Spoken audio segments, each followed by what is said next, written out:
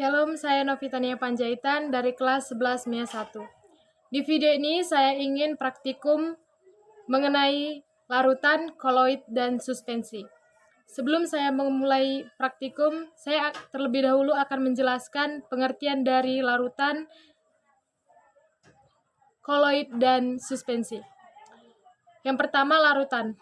Larutan merupakan sistem dispersi yang ukuran partikelnya sangat kecil sehingga tidak dapat dibedakan antara medium pendispersi dengan zat terdispersi.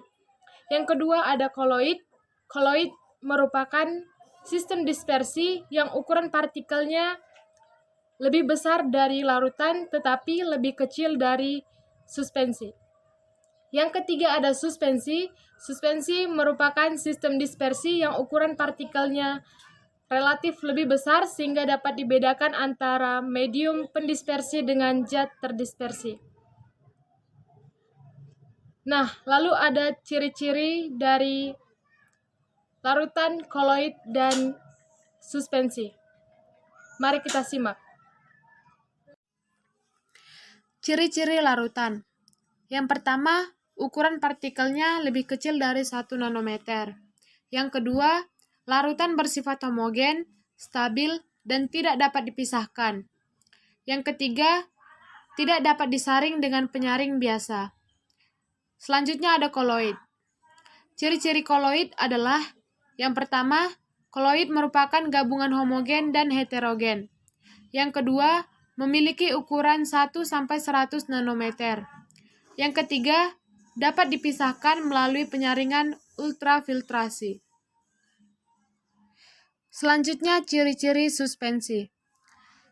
Yang pertama, suspensi bersifat heterogen. Yang kedua, ukuran partikelnya lebih besar dari 100 nanometer. Yang ketiga, suspensi dapat dipisahkan dengan penyaring biasa. Hal ini karena ukuran partikel suspensi relatif lebih besar dari larutan dan koloid. Alat dan bahan yang kita gunakan adalah ada gelas untuk larutan, ada gelas untuk koloid, ada gelas untuk suspensi, ada sendok,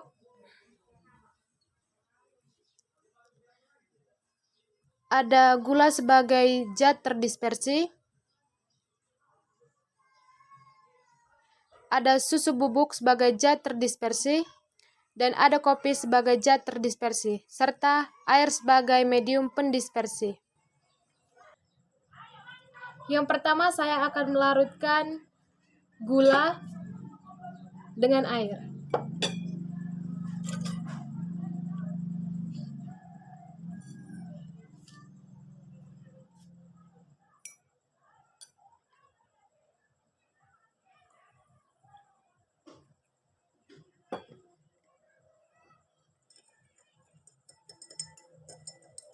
Yang kedua, kita akan melarutkan susu bubuk dengan air.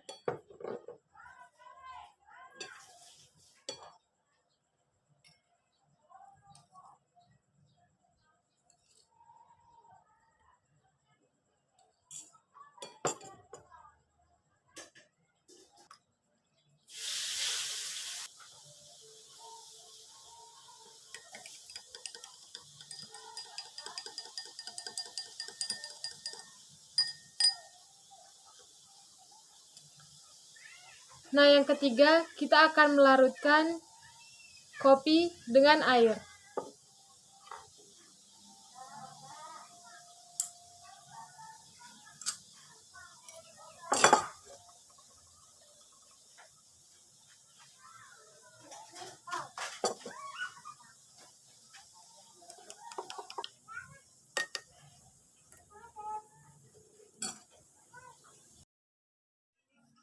Pada gelas larutan, hanya terdapat satu fase secara homogen yang jernih dan stabil.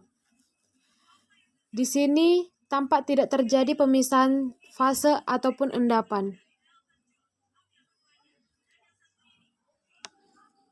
Pada gelas koloid, tampak terlihat hanya satu fase, meskipun sebenarnya terdapat dua fase ataupun lebih, keruh tampak stabil. Namun, campuran ini terpisah akibat proses pemanasan dan pendinginan.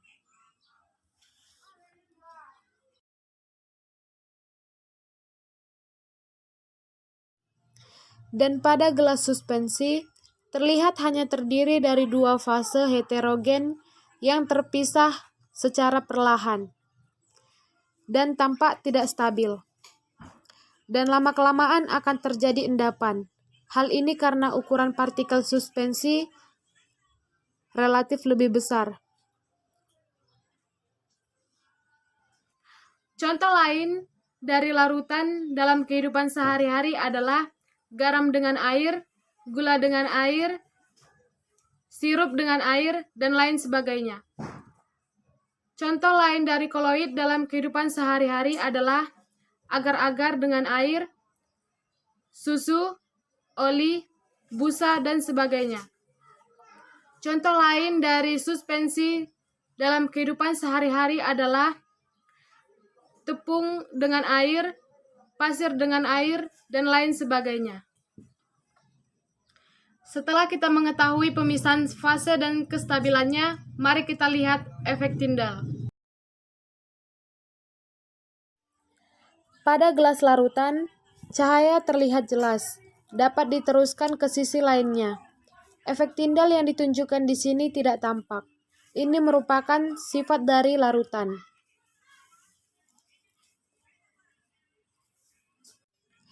Pada gelas koloid, cahaya tidak dapat diteruskan menembus sisi lain gelas, melainkan dibiaskan ke segala arah dan partikel. Partikel yang tidak terlihat tampak sebagai titik-titik terang.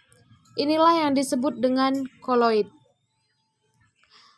Dan pada gelas ketiga atau gelas suspensi, cahaya tidak dapat dilewatkan ke sisi lain gelas. Ini merupakan ciri dari suspensi. Demikian video saya mengenai larutan, koloid, dan suspensi. Terima kasih.